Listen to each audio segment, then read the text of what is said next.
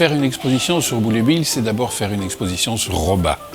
Robat qui est à la fois un très grand auteur bruxellois, très grand dessinateur aussi, et qui fait partie de ces auteurs qui traversent les générations avec un univers finalement tout simple.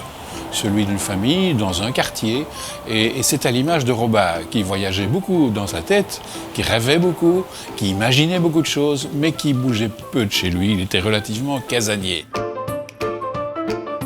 C'est un auteur formidable qu'on peut redécouvrir constamment.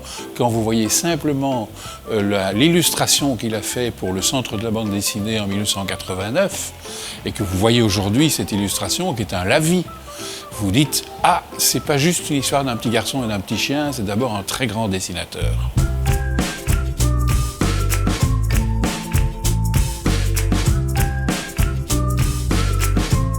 Alors cette exposition dédiée à Boule et Bill, c'est évidemment l'univers tel qu'il est décrit dans le titre. C'est 60 ans de bonheur au quotidien.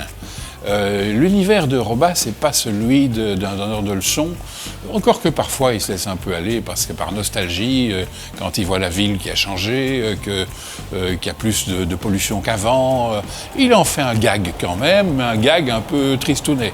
Mais sinon, évidemment, c'est un univers qui, je dirais, précède l'écologie de beaucoup, mais où les animaux ont toute leur importance, mais où même la voiture, la 2 chevaux, est une héroïne de BD. Elle joue un véritable rôle.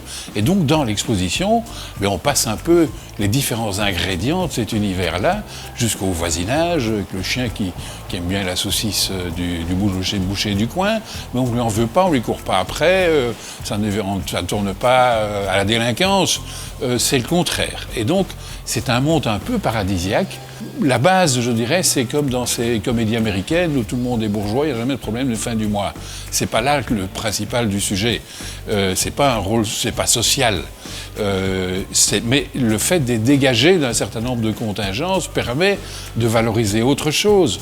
Les relations entre des humains, des adultes et un enfant, les relations entre un enfant et un animal, les relations dans le voisinage, tout ça se trouve dans cette exposition qui, je pense, doit donner envie vraiment de replonger dans les albums de Boule et Bill.